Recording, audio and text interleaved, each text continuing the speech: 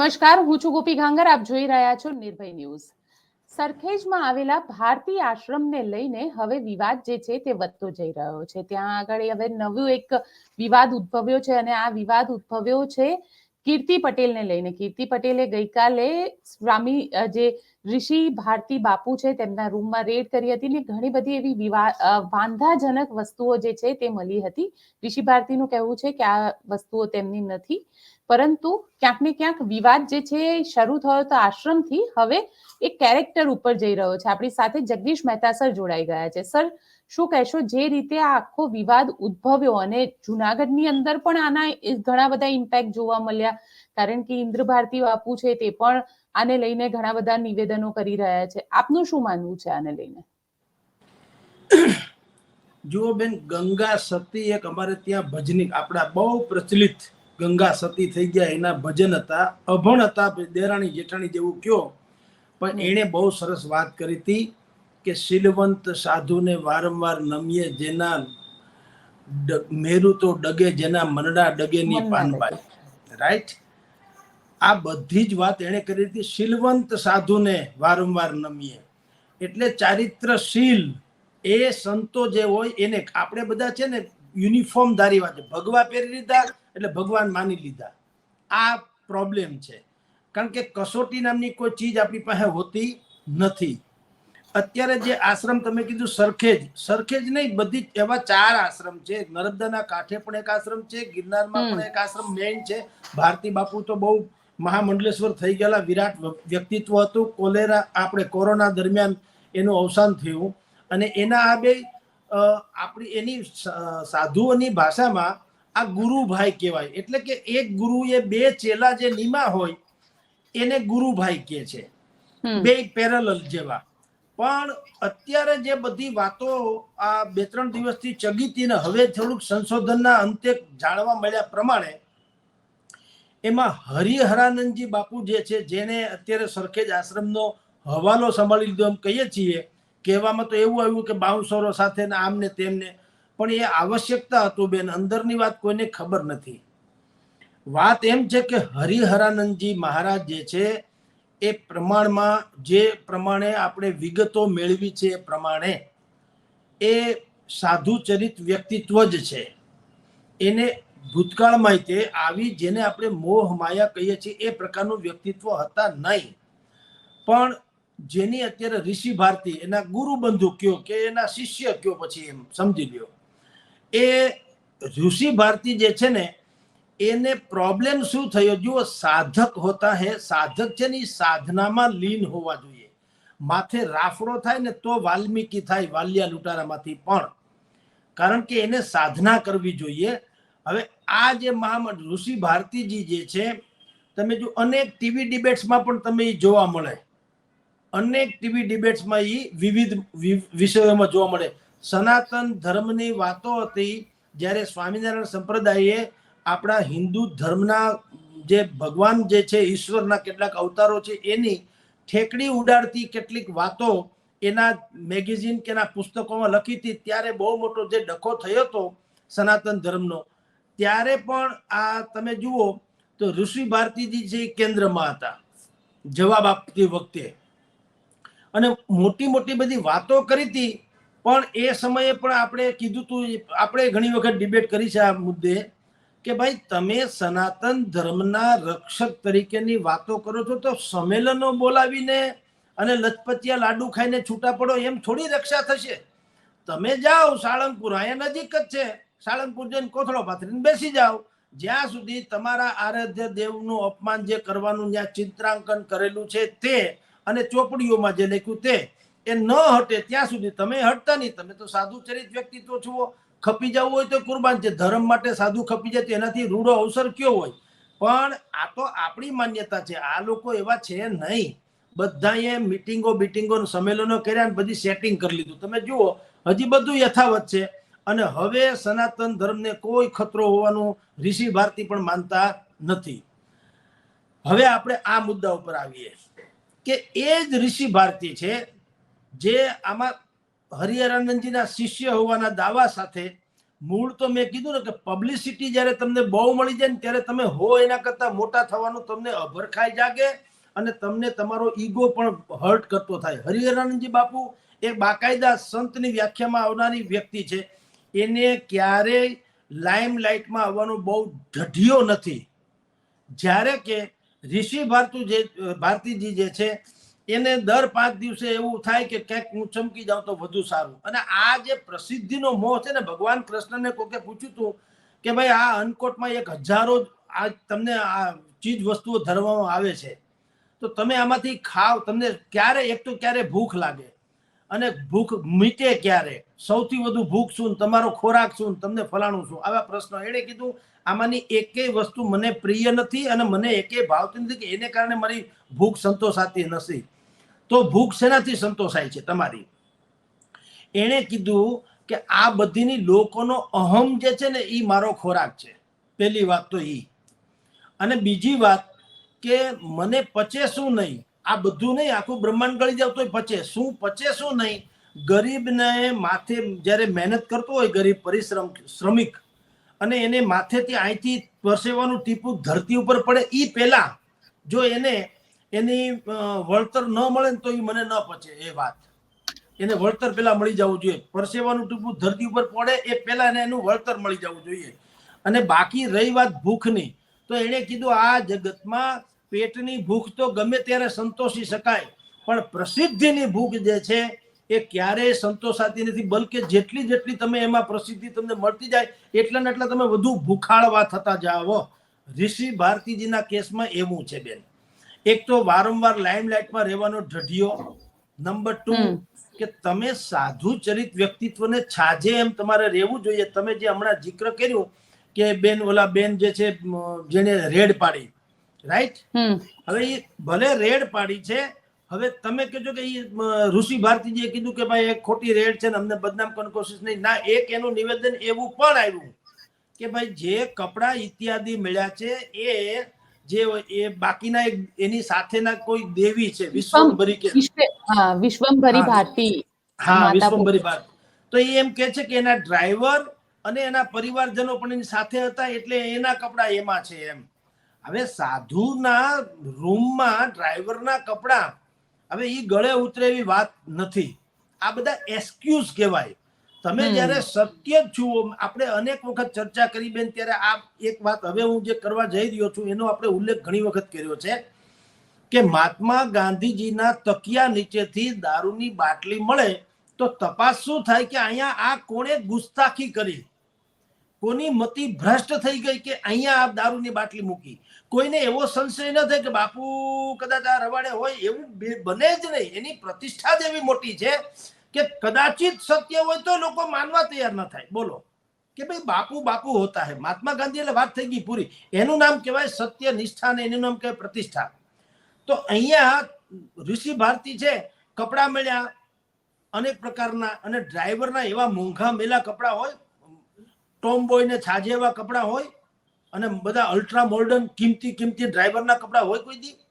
અને હોય તો છોકરા છે એના હાલો કપડા કદાચ રમકડા શું કામ ડ્રાઈવર રાખવા જોઈએ? મને કહો, ઘરમાં રમકડા શું કામ? રમકડા કોને હોય? નાના છોકરા હોય એને હોય. રમકડા શું કામ મળવા જોઈએ? જી પણ સર, આમાં ઋષિ ભારતી બાપુ સાથે મેં પોતે વાત કરી હતી તો એમને મને એવું કીધું કે હું ગયો એ પછી 2 દિવસે કેમ આ બધી વસ્તુ બહાર આવી. કરવી હતી તો એ જ દિવસે આખું ઇન્વેસ્ટિગેશન કરી લેવું હતું. પણ સર, મારો સવાલ આપને એ છે કે આનાથી જે સનાતન ધર્મની વાત થઈ રહી છે, કારણ કે આ રીતે જે સાધુ, આપણે સ્વામિનારાયણ સંપ્રદાયમાં જોયું કે સાધુઓની લંપટગીરી સામે આવે છે. આ ઋષિ ભારતી બાપુની હવે આ વસ્તુ આવી. સનાતનની જ્યારે આપણે વાત કરી રહ્યા છે તો આ પ્રકારની જે વાત છે એ સનાતન ધર્મને કેટલો ઝટકો આપે છે? આ જ લોકો સનાતન ધર્મનો સત્યાનાશ કાઢી રહ્યા છે. આ જ લોકો, એમાં કોઈ ભક્તોનો વાંક જ નથી. આમ તમે કહો તો તમારું જીવન એટલે કે સાધુનું જીવન તો કેવું બેન હોવું જોઈએ? એ આઇકોનિક હોવું જોઈએ, પ્રેરક હોવું જોઈએ. હું ને તમે કોઈના દર્શન કરીએ તો આપણને એમ થવું જોઈએ કે ના ના, આ જ ધર્મના ખરા રક્ષક છે અને આપણે એના જેવું જીવન જીવવું જોઈએ. એના બદલે અત્યારે જે જાહો જલાલી તમે જુઓ, સંતો પાસે 1.5-2 લાખના ફોન હોય, તમે કલ્પના કરો બેન, ઘરમાં ટીવી હોય, અત્યારે તમે એકે આશ્રમ તમે જુઓ, અમુક તમે સ્વામિનારાયણ સંપ્રદાયથી માંડીને બધા જ ની વાત કરું છું, જેટલા તમે મહેલને પણ આ સદ્દામ હુસેનનો, ઈરાકના સદ્દામ હુસેનના મહેલને પણ તમને કહું ઝાંખા પાડે એવા બધા ગિરનારની ગોદમાં એવા પણ આશ્રમો છે. હવે ભલા માણા વૈરાગ્ય અને એ બેયને કોઈ કાળે ભવ્યતા અને વૈરાગ્ય એને જામે નહીં. આપની જાણ ખાતર રાજા ભર્તૃહરિએ શૃંગાર શતકે લખ્યું અને વૈરાગ્ય શતકે લખ્યું. બંને વાંચો તો તમને શૃંગાર શતક વાંચો ત્યારે તમને એમ થાય કે બધી દુનિયા એક કોર પણ મોહ માયાથી ભોગવી જ લેવી જોઈએ, એવું શૃંગાર શતકમાં એનું વર્ણન છે. એણે વૈરાગ્ય શતક લખ્યું અને વૈરાગ્ય શતક લખ્યું તમે વાંચો, તમને એમ થાય કે જગત મિથ્યા છે અને પરમ સત્ય બીજું જ છે, હાલો આપણે ભગવા પહેરી લઈએ. પણ એણે શૃંગાર શતકમાં એક વાત લખી, એ અત્યારે વિશ્વંભર બાપુ જે છે ઋષિ ભારતી એ સહિતના બધાને લાગુ પડે કે જીજીવિષા, આ બધાને જીજીવિષા છે. જુઓ, ટીવીમાં ચમકવાની જીજીવિષા, મંચ ઉપર બેહવાની જીજીવિષા, પોતાનો ચહેરો ચમકાવવાની જીજીવિષા, જ્ઞાની હોવાની જીજીવિષા, વિશાળ ભક્તગણ હોવાની જીજીવિષા, રાજકારણીઓ પર પ્રભાવ હોવાની જીજીવિષા, પોતાની તથાકથિત જ્ઞાતિ એ જ્ઞાતિના સપોર્ટ લઈને આગળ પાછું વધવાની જીજીવિષા. જ્યારે કે સંત થઈ ગયા પછી એને જિંદગીમાં ન પૂર્વાશ્રમની કોઈ વાત લેવી જોઈએ, ન એની કોઈ આપણે કહે ને જાત ન પૂછો સાધુ કી, એ કહેવત અમથી પડી છે. તમને કોઈ કહે કે ભાઈ તમે મૂળ કઈ જ્ઞાતિના, તોય કેવું જોઈએ ભાઈ પૂર્વાશ્રમ છે, એ પૂર્વાશ્રમનું મારે કઈ યાદ રાખવાનું હોતું નથી. હવે હું સંત છું, વાત થઈ ગઈ પૂરી. સાધુ, સંત એટલે સાધુ છું. એને બદલે જે તે જ્ઞાતિમાંથી આવતો હતો એ જ્ઞાતિના સપોર્ટથી પણ આગળ વધવાની જીજીવિષા. આવી જીજીવિષા ઉપર એને ભરથુર રાજાએ એક પ્રકરણ લખ્યું. કેવું કે એક સાપના મોઢામાં એક દેડકો, સાપ છે દેડકાને ગળી જાય છે, સાપ દેડકાને ગળી જાય છે, દેડકાનું મોઢું જ ખાલી બહાર છે, આખું શરીર તો સાપના મોઢામાં જ છે. એટલે હવે બસ બીજો કોળિયો કરે ને એ દેડકો ગળી જાય એટલી જ વાર છે. એવામાં ત્યાંથી એક પતંગિયું નીકળે છે એની સામેથી. તો દેડકાને શું થાય, દેડકો જીભ લાંબી કરે છે પતંગિયું ખાવા. અરે ભલામણા તું પોતે અત્યારે ખવરાઈ ગયો તો તારે હવે છેલ્લે શું, પણ આને કહેવાય જીજીવિષા. એ આ જે અત્યારે આપણે જેની વાત કરવા જઈ રહ્યા છીએ, આ બધા જીજીવિષાને કારણે આપણે આખો સનાતન ધર્મ જે છે ને એ અત્યારે જીવ ઉપર આવી ગયો છે. આ સંતોની, તથાકથિત સંતોની જીજીવિષાને કારણે. ભાઈ તમે લોકો, તમે જુઓ, આપણે જૈન ધર્મની વાત કરીએ, જો દીક્ષા લે છે નાના છોકરાથી માંડીને, કલ્પના ન આવે ઘણી વખત તો આપણને આશ્ચર્ય થાય કે આટલા ફાસ્ટ ફૂડના યુગમાં તમે વિચાર કરો બેન કે એક કુટુંબમાં કોઈ માણસ, કુટુંબમાં પણ એક વ્યક્તિ સલામત નથી હોય એવી આપણને શંકા જાગે. એટલી હદે આ સંસ્કૃતિનો હાસ થયેલો છે.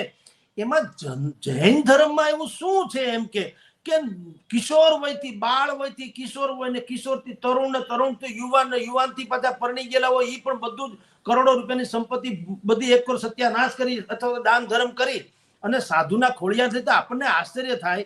પરંતુ તમને કહું, એ જે પરિત્યાગની પરાકાષ્ઠા છે, એમાં જુઓ એક જે ક્ષતિ છે એ કહું કે તમે જ્યારે, એટલે કે જૈન ધર્મમાં દીક્ષા લે, તમે જો એની કંકોત્રી પાછી છપાવે કેવી, જેની કોઈ કલ્પના ના આવી, 4 કલર પ્રિન્ટિંગમાં. હવે તમે એક તરફથી મોહ માયા મૂકવાની વાત કરો છો, વળી 8-10 પાનાની કંકોત્રીમાં 500 જણાના નામ હોય, છગનભાઈ, મગનભાઈ, આ છે તે છે, આજે આ કરશે તે જે તે. એક અઠવાડિયાનો મહોત્સવ ચાલે અને ધામે ધૂમે ચાલે. એમાં તમે જુઓ તો 8-9 ઘોડાની બગી હોય, હાથીની અંબાડી ઉપર જાતા હોય, આ છે તે છે વગેરે વગેરે. હવે ભલે હું તમને એમ કહું કે એની પાસે એવી દલીલ હોય કે ભાઈ આવું કરવા પાછળ અમારું જે છે ને એમ કે બીજાને પ્રેરણા મળે, તો મેં જાહો જલાલીથી પ્રેરણા કઈ રીતે બેન મળે મને તમે કહો. અનકોટ ધરાવીને કોઈને ઉપવાસની પ્રેરણા આપી શકાય ખરી? ઉપવાસની પ્રેરણા આપવા માટે તો તમારે કોઈક એવા સાધુ ચરિત માણસનું ખોળિયા જેવું શરીર બતાવવું જોઈએ કે આ માણસે 10 ઉપવાસ કર્યા, આણે 20 કર્યા, આણે 25 કર્યા, આણે વર્ષ દિવસના ઉપવાસ કર્યા છે, તો ઉપવાસથી મરી નથી જવાતું, ઉપવાસ કરવાથી શરીર સારું રહે, એવા દાખલા આપવા જોઈએ ને. પણ ભીમ જેવો માણસ હોય ને અનકોટ ધરીને બેઠો, ત્યાંથી ઉપવાસની તમે આંદોલન કરો, ક્યાંથી ઉપવાસની પ્રેરણા મળે એમ? એટલે દરેકમાં આ ખામી છે. કોઈ આપણે સનાતન ધર્મમાં ડખો તો એ જ છે ને કે મૂળ તત્વને કોઈ પકડી રાખવું નથી અને બધાને આછકલાઈ કરવી છે. તમે જેટલા પણ સંપ્રદાય ગુરુકુલો જુઓ, સ્વામિનારાયણ સંપ્રદાયના ગુરુકુલો જે ત્યાં છારોડી ગુરુકુલે છે અમદાવાદ પાસે, તમારા ગાંધીનગર અમદાવાદ વચ્ચે, તમે જુઓ તાજમહલને ટક્કર મારે એવા બધા ભવ્યાલયો છે. ભલા માણસ સાધના અને સુવિધા એ બેય છે ને વિપરીત છે, તેલ અને પાણી જેવું, એ મિક્સ થાય જ નહીં. અથવા તો અગ્નિ અને ઘી જેવું છે, એ ભેગું થાય તો ભડકો જ થાય. સાધના અને સુવિધા એ બે ભેગા થાય તો ભડકો જ થાય. સાધુ ચરિત માણસ જે છે એને જેટલું બને એટલું, ભલે કષ્ટદાયી ન જીવે પણ કમસે કમ સાધુની વ્યાખ્યા જે સાધુ જીવન જીવે તે સાધુ. હવે આ તો બધું તમે વિચાર કરો, 1.5 લાખનો તો ફોન, પછી એની ગાડી પણ હાહાકાર મચેવી, તમે ને મેં ન જોઈ એવી સ્પેશિયલ પાછી અમુક પ્રકારની ટ્રીટમેન્ટ કરાવેલી ગાડી હોય, જે એક પછી વન પીસ હોય, બીજે ક્યાંય હોય નહીં. કારણ કે ગાડીમાં ચડવાની કોઈ લિફ્ટ તમે ભાળી ક્યાંય જિંદગીમાં? તો ગાડીમાં ચડવા લિફ્ટ, ગાડી કેવડી ઊંચી છે, અને હોય તો ટીંગાટોળી મૂકી દો, કદાચ બહુ અશક્ત હોય વ્યક્તિ જે તે હોય તો. પણ એમાંય તમે જુઓ લિફ્ટ, એટલે આ બધું જો તમે કલ્પના કરો, 9 ઓશિકા આ બાજુ, 9 ઓશિકા આ બાજુ, પગની હેઠે મખમલના 9 ઓશિકા ને પાછળ ઓશિકા ને, એટલે ભાઈ હું છે ભલામણ, તમે સંત છુઓ કે હું છુઓ? આ તો કોઈ રજવાડાને છાજે એવું છે. હવે એમાં જિંદગીમાં કોઈ પ્રેરણા મળે કોઈને? આટલી જાહો તમારે, તમે જે સોફા ઉપર બેસો છો રાધર, જેને સિંહાસન કહે છે, એ સિંહાસન હોય છે કમસે કમ 25-50 લાખ રૂપિયાનું. હવે એ પછી પ્રસાદીનું ગણીને વેચી નાખવાનું. પણ આટલી જાહોદલાલી ભગવાનને વીંઝણા ઢોળતા હોય એમ તમે કહેવાતા તમારા અગ્રણીઓને એને વીંઝણા ઢોળો, તો આ તો વ્યક્તિ પૂછાની પરાકાષ્ઠા થઈ. તો એમાં ક્યાંથી કોઈને વૈરાગ્ય જાગે? વૈરાગ્ય તો બધું જ તમારી પાસે હોવા છતાં સાધુ ચરિત તમારું જીવન હોય કે ભાઈ બધું છે ભગવાન દયાથી, બધું ભોગવી શકો એવું છે, પણ નથી ભોગવવું. જેમ કે સુદ્ધા નારાયણ મૂર્તિ રાજ્યસભાના સદસ્ય છે, અબજો ખરબોનું દાન કરે છે. પૈસા તો જવા દો કેટલા છે, અબજો ખરબોનું દાન થાય છે. કદાચિત ભારતમાં ઉદ્યોગપતિઓમાં સૌથી વધુ દાન કરનારા ઉદ્યોગપતિમાં 99% એનો નંબર પેલો બીજો આવતો હશે. એટલી હદે એનું દાન. પરંતુ એને હમણાં જ એક ઇન્ટરવ્યુમાં કીધું હતું કે 40 વર્ષ થયા મેં મારા પૈસે એકે સાડી બીજી ખરીદી નથી. આવી વ્યક્તિ મોટિવેશનલ સ્પીકર તરીકે કાંઈ ગમે તેવું બોલે ને તોય માણસને ગળે ઉતરે. Mahatma Gandhi was not very good orators, એ કોઈ બહુ સારા વક્તા આમ નહોતા, પણ એની સત્યતા એટલી બધી હતી કે ગમે એ કે ચોટી જાય માણસને, કારણ કે એને એ અપનાવ્યું હતું, કીધું નતું. અત્યારે તો તમે જુઓ જે લોકો કોંગ્રેસના નામે કે એની ટોપી, જો ટોપી 150-200 રૂપિયાની હોય, કારણ કે એને જેવું તેવું ફાવતું નથી. જબ્બા હોય છે 10,000 રૂપિયાના. એક દિવસ એક ટીવી ડિબેટમાં મારી સાથે કોંગ્રેસના એક નેતા બેઠા હતા, તો ત્યારે એને કે અમે ગાંધીવાદી વાત હતી. બહુ શીર્ષ નેતા હતા, હવે તો બીજામાં વયા ગયા. મેં એને કીધું કે રોનક હતા, રોનકને કીધું તમે જે ભાઈ બેઠા છે ને એને પૂછો, આ જબ્બો જે છે ને, જબ્બાનું કાપડ છે ને કમસે કમ 15-20 હજાર રૂપિયા મીટર છે એવું કાપડ છે. ગાંધીજી આવા હતા કોઈ દી? એ સોફા ઉપર બેઠા, એ 75 લાખનો સોફો છે. ગાંધી આવા હોય કોઈ દી 75 લાખના સોફા ઉપર બેહવા? એ સાબરમતી આશ્રમમાં જ હોય. એટલે કઉ છું બેન કે આપણે તો ખેર સંસારી છે ગમે તેમ હાલે, પણ આ જે સાધુ ચરિત છે, જે ઋષિ ભારતીના ડખો હાલે છે, 4 આશ્રમ છે, 500 કરોડ રૂપિયાની મિલકત થાય છે બધું થઈને. હવે ઋષિ ભારતીના જે સ્ટેટમેન્ટ બદલતા જાય છે ને, એનો અર્થ એમ છે કે સમથિંગ ઇઝ રોંગ. તમે જુઓ સામે જે બાપુ છે હરિહરનજી, એને કોઈ સ્ટેટમેન્ટ બદલાવ્યા નથી. એક તો એ તમારી જાણ ખાતર, જ્યારે જુનાગઢના વિશ્વ ભારતી, એ જ્યારે સૌથી મોટા મહામંડલેશ્વર વિશ્વ ભારતી જે ભારતીય આશ્રમ કહેવાય છે, એના હરિહરનજી એની નીચે ઋષિ ભારતી. તો એ ભારતી બાપુ જે છે એ કોરોના કાળમાં અવસાન પામ્યા. પછીથી આ બધો ડખો શરૂ થાય. ડખો કઈ રીતે શરૂ થાય છે કે બાપુ જે છે હરિહરાનંદજી બાપુ, એ ત્યાં આનંદ મંગલ જે કઈ એના કાર્યક્રમો કરતા હતા એ બધું હતું, પણ પછી શું થયું આપને કહું કે આ જે બાપુ છે ઋષિ ભારતી, એને મેં કીધું એમ ટીવી ડિબેટમાં આવવાની ટેવ. પછી તેને વચ્ચે તમને ખબર હોય તો જ્યારે ભૂપેન્દ્રભાઈ પટેલ એના દીકરા બીમાર હતા ને એને એમ છાપામાં આવ્યું હતું કે ભાઈ એને એમ કીધું ભાઈ મને તમે મુખ્યમંત્રી પદની જે જવાબદારી છે એમાંથી થોડો મુક્ત કરો તો વધુ સારું. આવી છાપામાં આવ્યું હતું. ભૂપેન્દ્રભાઈ નતું કીધું પણ આવ્યું હતું કે આવી ક્યાંક ઈચ્છા વ્યક્ત કરી. એવા સમયે પણ ઋષિ ભારતીજીએ કીધું કે હવે કોળી સમાજના કોઈ નેતા હોય એને તમારે મુખ્યમંત્રી બનાવવા જોઈએ. લા ભલા માણા, તમે સાધુ ચરિત વ્યક્તિત્વ જુઓ, તમારે આમાં જ્ઞાતિવાદ કરો ને હજી, કારણ કે તમે કોળી, તમારું ખોળિયું પૂર્વાશ્રમમાં કોળીનું છે. જે ઋષિ ભારતી જે છે એ સાધુના ખોળીએ જીવ નથી.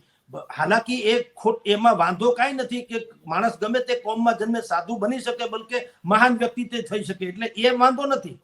પણ તમારે જ્યારે તમે સાધુ ચરિત થઈ ગયા છો, સાધુ લીધા પછી તમારે ભગવો ભેગ ધાર્યા પછી તમારા માટે બધી જ જ્ઞાતિ કોમન હોવી જોઈએ. અને તમારે વ્યક્તિગત કોઈ જ્ઞાતિનો એવો ઉપાડો લેવો ન જોઈએ કે આનો જ મુખ્યમંત્રી બનાવો કે ફલાણું. એટલે આ જે એની લાઇમલાઇટમાં રહેવાની ઘટના હતી એ ત્યારથી જ આપણને લાગતું કે સમથિંગ ઇઝ રોંગ. અને પછી એને આ જે કબજાવાળી વાતો કરી કે આ આશ્રમમાં હવે હું જ બેસી જાઉં કે પેલા આશ્રમમાં મારો જવાબદારી છે, મને પછી ડોક્યુમેન્ટ બધા અલગ અલગ ફ્રોડના સાચા ખોટા રામ જાણે, એ પાછો તપાસનો વિષય છે. પણ બંને અલગ અલગ પ્રકારના ડોક્યુમેન્ટ બતાવ્યા કે મારા છે. હરિહરનજી બાપુએ કીધું છે અત્યારે જે છેલ્લી લેટેસ્ટ વાત છે એ કે જો ધારો કે આ ડોક્યુમેન્ટમાં મારા તરફથી કંઈ ખોટું પડે તો જિંદગી આખી મારે હારી જાવી, મારે કંઈ સાંભળવું નથી. જ્યારે કે આ બાપુ શું કે છે ઋષિ ભારતી અત્યારે જેમ સ્ટેટમેન્ટ ફરતા જાય છે કે ડ્રાઈવરના કપડા છે તો રમકડા કોના સુધી રામ જાણે, રમકડા બાળકોના શું કામ હોવા જોઈએ. બીજું જે આક્ષેપો તમારી સામે થઈ રહ્યા છે વિશ્વ ભારતી કે જે દેવીનું નામ છે બીજું એની સામે આક્ષેપો થઈ રહ્યા છે કે ભાઈ તમારા વિશ્વંભરી દેવી, તો એની સામે આક્ષેપ થયા તો બોલાવો પ્રેસ કોન્ફરન્સ. તમે તો હાવ નીટ એન્ડ ક્લીન હો બેન. જ્યારે કે હું તમને આગળ કહું, મને કોઈ એમ કે તમારો ઇન્દિરા ગાંધીની હત્યામાં તમારો હાથ છે તો હું ફફડી છે ને, તો મેં દિલ્હી જોયું નથી તો ઇન્દિરા ગાંધીની હત્યાનો ક્યાં વાત આવ્યો. આવો તંત્ર બે ધડક કરો. પણ સર અહીંયા સવાલ એ પણ ઉભો થાય છે કે કીર્તિ પટેલને ત્યાં બોલાવીને એનો કબાટ ચેક કરવામાં આવ્યો. હવે કીર્તિ પટેલ તો ઓલરેડી એટલા બધા વિવાદોમાં રહેલી છે અને કીર્તિ પટેલ ત્યાં ગઈ, ત્યાં આખો વિડીયો શૂટ કર્યો અને હવે એ વિડીયોને લઈને ફરી વિવાદ થઈ રહ્યો છે. એમાં કદાચ એવું હોય બેન, કીર્તિ પટેલ જે છે એ એની રીતે ડેરિંગ કરીને આવું બધું કરવા એ લોકો ટેવાયેલા છે. આ બધા એવું કે છે કે મારા ગુરુભાઈએ મને બોલાવી હતી અને એ મારા ગુરુભાઈ છે. એટલે કહું છું ને બધા હાટા દોઢા વાળી વાતો છે.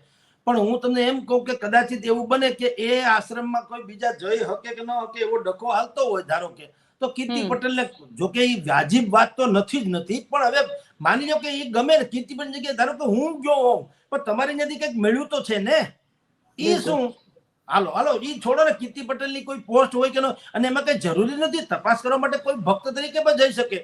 કીર્તિ પટેલ આપણે તો ચકચારી છે એટલે આપણે એનું આમ કહીએ છીએ કે બહુ ચકચારી છે વગેરે, પણ એક ઇનોસન્ટલી કહું છું કોઈ પણ માણસ સાધુતાની તપાસ કરવા તો કોઈ પણ આવી શકે ને. એને ખબર પડી છે ને ભાઈ હું અહીંયા દર્શન ઇત્યાદિ માટે આવું છું તો મેં તપાસ કરી તો અહીંયા રમકડા મળ્યા, તો કપડા મળ્યા, તો વખત સારું છે કાલે વાર ન કરે તો કોઈ ડ્રગ્સ મળે, કોઈ ડ્રિંક્સના બધા બોટલ મળે તો એ કે ચાલે કોઈ દિવસ. એટલે મૂળ વાત એવું છે, આ સ્ટિંગ ઓપરેશન એ નથી ને કાંઈ નથી. મૂળ વાત મેં કીધું તેમ બેન ખાલી આ અહીંયા નથી.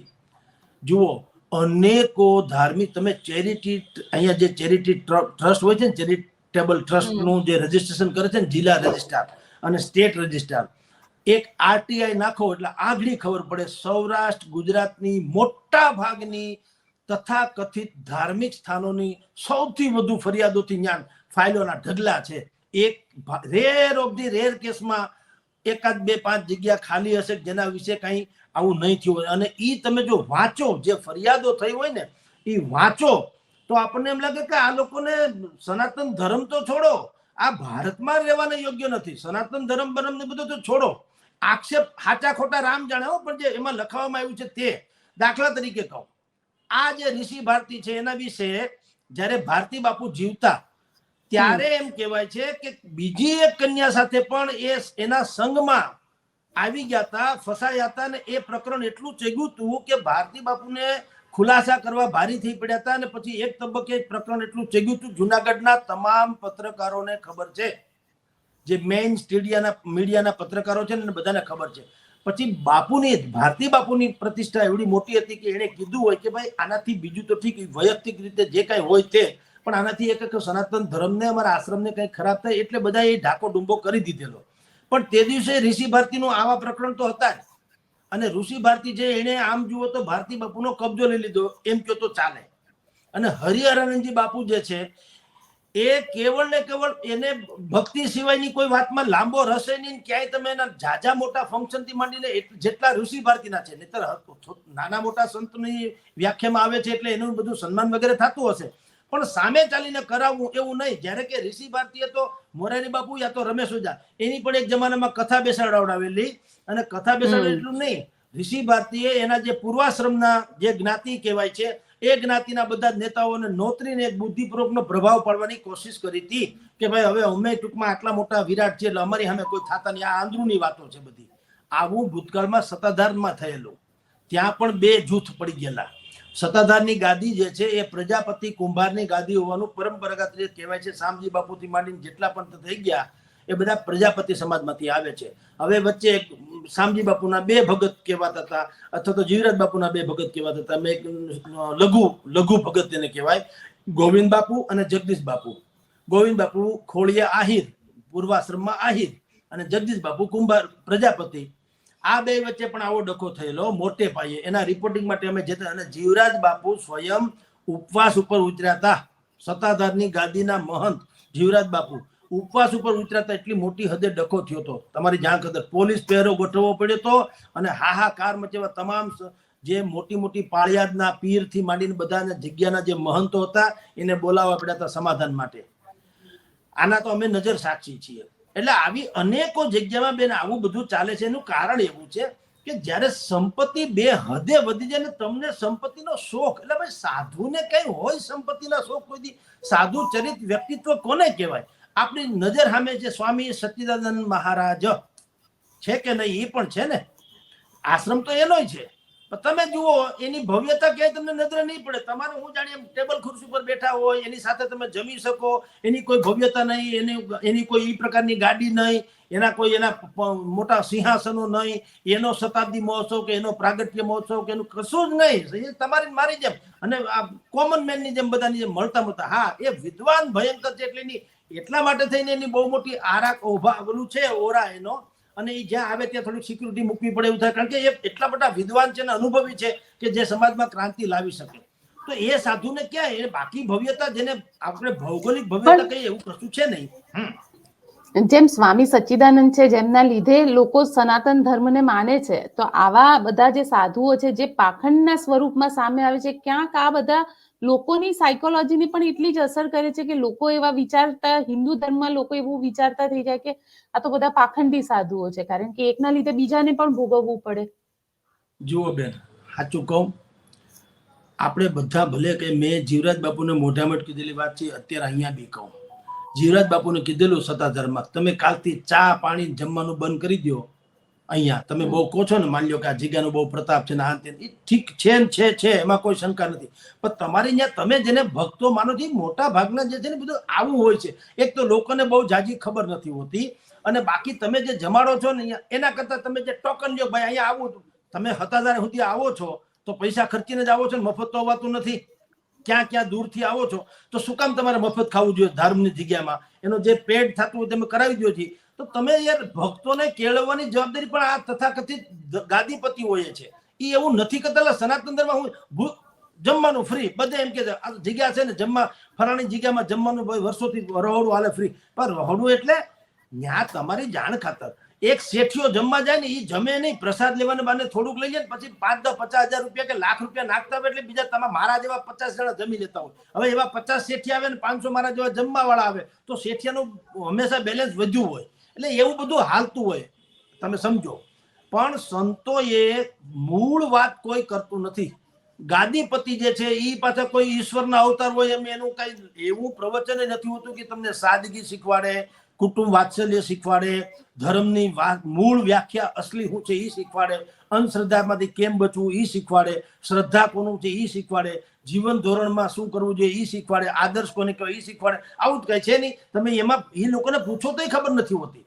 અને ભીતરમાં પાછો એના ડબલ રોલ હોય છે. બહાર તમે જુઓ ચહેરો આવો તથાકથિત રીતે ગાદીપતિઓનો, અને પાછળ બધા ભવાડા દુનિયાભરના, આ આશ્રમ મારો ને આ આશ્રમ તારો, મારા આટલા સેવકો, મારી આ જ્ઞાતિના ફલાણા ઢીકણાને, આવું બધું જેમ સંસારી લોકો ન કરે ને એટલી હદે આમાં ઝઘડા થતા હોય છે. કેટલાય સંપ્રદાયોના ઝઘડાઓમાં તો આપણે પત્રકાર તરીકે પણ કહું તો આપણે સાક્ષી છીએ આમાં, કે કલ્પનાથી ઝઘડાઓ થાય છે. એટલે સનાતન ધર્મ તમે જે અત્યારે પણ ટેકો હોય તો એ કેને કારણે ટેકો છે? એ ધર્મની પોતાની તાકાત છે એટલે ટેકો છે. બાકી આ બધા ખોખરા કરી નાખે છે. સંપ્રદાયના આ જે ગાદીપતિઓ છે એ તો ધર્મને ખોખરો કરે છે. કારણ કે મૂળ આમ તમને કહું, સંપ્રદાયની કોઈ પણ સનાતન ધર્મની રક્ષાનું અગર દેશભરમાં કોઈનું ઉત્તરદાયિત્વ એની રક્ષા કરવાનું તો એ શંકરાચાર્યનું છે. પણ શંકરાચાર્યજીના તમે ક્યાંય પરસોત્તમ રૂપાલાની સભા બાળશો, અહીંયા ફલાણાભાઈની જાહેર સભા 1200 હાથ પડે 70 જણાની મોટિવેશનલ સ્પીકરો પોતપોતાની રીતે સભાઓ કરે છે, પણ તમે ક્યાંય સાંભળ્યું કે આજે શંકરાચાર્યજીની જુનાગઢમાં છે, કાલે જાફરાબાદમાં છે? ને તો કરવું તો જોઈએ ને શંકરાચાર્યજી હોય તો, કારણ કે એ તો વિદ્વત વ્યક્તિઓ છે, એ કઈ વારસાગત નિમાતા નથી. શાસ્ત્રમાં પ્રકાંડ પ્રવીણ હોય એવા લોકો શંકરાચાર્યને ગાદીએ બિરાજતા હોય છે. એ તો સનાતન સત્ય છે. જેમ કે દ્વારિકાના શંકરાચાર્યજી, પૂર્વાશ્રમમાં સરસ્વતીજી હતા, એ પણ અત્યારે છે, એ પણ. અને બધા જ શંકરાચાર્યો જે છે એ તો બાકાયદા આપણા ધર્મ રક્ષકો છે. પણ હવે આપણે બધાને સમાજને ખબર નથી કે શંકરાચાર્યોમાં પણ ઓરિજિનલ અને કહેવાતા એની સંખ્યા વચ્ચે બહુ ભયંકર તફાવત છે. 400 જેટલા નકલી અથવા તો દાવો કરે એવા શંકરાચાર્યો પણ ફરે છે, બોલો, દેશમાં, જે પોતાને શંકરાચાર્ય માને છે. એમાં અડધા પડધા એક કોંગ્રેસ તરફી શંકરાચાર્ય જે વારંવાર નરેન્દ્ર મોદી અને ભારતીય જનતા પાર્ટીને ગાળું દેતા ફરે, આપણે વાત સાંભળીએ છીએ. તો હવે યાર આમાં હું તમને કહું કે આખો ઘાણવો દાજી ગયો હોય ત્યાં ક્યાં તમે લેવા જાઓ? એટલે સનાતન ધર્મ, આપણે કે સનાતન ધર્મ ક્યાં કોઈ પાળે છે? આપણે બધા અત્યારે આવું હોય ત્યારે ચર્ચા કરીએ સનાતન ધર્મની. કોઈ પાળે છે સનાતન ધર્મ એટલે શું? એ કોઈને ખબર છે? કોઈ ખબર નથી, પાળતું નથી. ધર્મ એટલે ધારયતિ ઇતિ ધર્મઃ. તમે જેનું અનુસરણ કરો છો, પાલન કરો છો, એ ધર્મ છે. મા બાપની જિંદગી આખી સેવા કરવી ઘટે, એ ગમે તેવા હોય તો પણ શિક્ષક એટલે કે શિક્ષક અને આપણા વડીલ ગુરુજનો એનું કોઈ દી અનાદર કરવાનું થાય નહીં. સનાતન આપણાથી આશ્રિત જે લોકો છે, પત્ની બાળકો સહિતના, એનું સૌથી પહેલું સર્ટિફિકેટ એનું મળવું જોઈએ. ઈ લોકો તમારાથી સંતુષ્ટ હોય કે ભાઈ અમને બરાબર સાચવે છે, તો ગામમાં ફાંકા ફોદારી કરવા નીકળાય. આ ધર્મની મૂળ વ્યાખ્યા તો બેન ઈ છે કે પાલન કરો. ધારયતિ ઇતિ ધર્મઃ. અને ધર્મ રક્ષતી રક્ષતો. તમે ધર્મનું રક્ષણ કરશો તો તમારું રક્ષણ કરશે ધર્મ પણ. હવે આ તો શું છે, મોટિવેશનલ સ્પીકર જેવું છે. ઉછીના પાછીના ક્યાંકથી જ્ઞાન લઈને હું એ 20 મિનિટ બોલ નાખું, કોક લાગે ઓહો જગદીશભાઈ બહુ જ્ઞાની છે, એટલે ભલા મારા કાંઈ આવડતું નથી, તો ઉછીનું લઈને તમારી અમે પીરસતા આવડ્યું. એટલે આપણે કલાકારને કથાકાર માની લઈએ છીએ. તમે જુઓ, આ પ્રોબ્લેમ છે, આપણામાં ખામી છે. કારણ કે મેં તમને પહેલા કીધું એમ, આપણે કસોટી નામની કોઈ ચીજ છે નહીં, માપદંડ નામની કોઈ ચીજ છે નહીં. અત્યારે ઋષિ ભારતીનું આટલું બધું હાલે છે, ચર્ચા વિચારણા, સાચું ખોટું ભલે રામ જાણે, પણ કોઈ કેનાર કેમ નથી? બાપુ આ તમારી સામે આક્ષેપ થઈ વાજિબ નથી. અહીંયા કરો પ્રેસ કોન્ફરન્સ ને કરો ચોખવટ. અને તમે જયારે સંતના ખોળીએ હોય તો એને કેવું છે ને કે કામ કરો, તમને આશ્રમ જોઈએ છે ને, ઘોડો મૂકો, કોઈ ફરક નહીં. અલબત્તા અઠે દ્વારકા એવું આપણામાં એક કહેવત છે. અઠે દ્વારકા એટલે શું થયું કે જો તમારામાં કઈક દિવાતન હોય, એટલે કે તપસ્વી તમે હો, તો તમે જ્યાં હો ત્યાં આશ્રમ હું ત્યાં બધું દેવાલય બની જાય. તમે સમજો, એક બાપુ હતા ભાવનગર પંથકમાં, થઈ ગયા બાપુ. આવી રીતના આમ આખી જિંદગી જ્યાં જીવ્યા ત્યાં સુધી, બાપુનું નામે બહુ સારું, અત્યારે ખાલી ભૂલાઈ ગયા, પણ એવી સંત મૂર્તિ હતા કે આખી જિંદગી શિયાળો ઉનાળો ચોમાસું એ આમ જમીન ઉપર લેટેલા હોય આવી રીતે. અને એ જ મુદ્રામાં વર્ષો સુધી, તો કેવું કહેવાય, વર્ષો સુધી તડકો તાપ જે કાંઈ નહીં, તમારે આવીને જે કરવું કરો, એ તો એમને બેઠા રહે. અને બગદાણા વાળા આપણે જાણીએ છીએ બાપા સીતારામ, તો એ શું છે? તો સવાલ એ છે બેન કે તમારે ભવ્યાથી ભવ્ય મહેલો અને ફલાણી સુવિધા અને આ બધું છે ને, એને સંતને કઈ લાગે વળગે નહીં. એ તો પછી, અને આ ઝઘડા જે તમે કરો છો એને સનાતન ધર્મને ક્યાં લેવા દેવા? સનાતન ધર્મ તો તમે ને હું નૈસર્ગિક રીતે પાળીએ છીએ ને, ઈ છે આપણા પડોશમાં. જી, આવા લોકોના કારણે જ ક્યાંક સનાતન ધર્મ પણ બદનામ થાય છે. ઈ જો એમ સનાતન ધર્મને કોઈ ભક્તોને કારણે નથી થતું. આ જે કઈ થાય છે એ તથાકથિત ભગવાનોને કારણે થાય છે, કે એને સામાન્ય માણસ રહેવું ગમતું નથી, એટલે આ બધું થાય છે. 500 કરોડની મિલકત તમારે આશ્રમનું કરીને તમે જો ઝઘડે ચડતા હોય તો શેના તમે વૈરાગ્ય? તમને વૈરાગ્યનો અર્થ શું તમે વિચાર કરો જી? પણ આવું નથી હોતું. માં જાનકી રામચંદ્રજીની આરે વનવાસમાં ગયા ને, તો એને બધું જ આ બધા જેટલા દાસ દાસીઓ આગતા સાગતા કરનારા બધા સોના રૂપા ઘરેણા ઝવેરાત એ બધું ત્યાં મહેલમાં તો હતું. પણ હવે વનવાસમાં જવાનું થયું એટલે શું કર્યું? એને બધાનો ત્યાગ કરી દીધો. અને એને વલકલ એટલે કે વૃક્ષની છાલ, વલકલના વૃક્ષો પહેરી લીધા. એટલે એના વસ્ત્રો બનાવ્યા, અને ફૂલની માળા હોય એના ઘરેણા બનાવી લીધા. તો એના ઇતિહાસ રચાય છે બેન. એમને નથી થતું. નહીતર એ ધાર્યું હોત તો ભલે વનવાસ છે, પણ વનવાસમાં કઈ આવું જીવવાની જરૂર નથી. એના ફોન કરીને એના ફાધરને કીધું હોત તો એ રજવાડું હતા ને. જાનકીમાં તો જનક રાજાની દીકરી, તો એ બધું એને દાસ દાસ્યું ન્યાય મોકલે જંગલમાં, ન્યાય હાહાકાર મચાવ્યા હોત, પણ એને કીધું નહીં. એટલે કહું ને, ધારયતિ ઇતિ ધર્મ. મારા પતિ એટલે કે પ્રભુ શ્રી રામ જો ઉઘાડા પગે જંગલમાં રહેતા હોય અને એક જ આવી રીતના વસ્ત્ર પણ એને એક જ પહેર્યું અને બાકી બધો ત્યાગ કર્યો, તો પત્ની તરીકે, પતિવ્રતા પત્ની તરીકે મારે પણ એનાથી ઉપર ન જવું જોઈએ, બલકે એનાથી ઓલું રહેવું જોઈએ, સાદગી વધુ દાખવવી જોઈએ. એટલે એને તડકો, તાપ ને સંતાપ બધું જ સહન કર્યું. ત્યારે એના ઇતિહાસ બેન રચાય છે. આ બધાના તો કૌભાંડો આવે, ઇતિહાસની પ્રકરણો ચગે છે. એટલે સનાતન ધર્મને સૌથી મોટામાં મોટો અગર કોઈથી ખતરો હોય તો એ તથાકથિત ધર્માચાર્યોથી છે, ભક્તોથી નહીં. ભક્તોને કારણે તો ટેક્યું છે એમ કે તો હાલે. બિલકુલ સર, આપ અમારી સાથે જોડાયા તેના માટે આપનો ખૂબ ખૂબ આભાર. નમસ્કાર બેન. તો આપ શું વિચારો છો? જે રીતે જગદીશભાઈએ કહ્યું કે ખરેખર સનાતન ધર્મને જે સાધુઓ છે તેનાથી જ સૌથી મોટો આ પ્રમાણેનો ખતરો છે.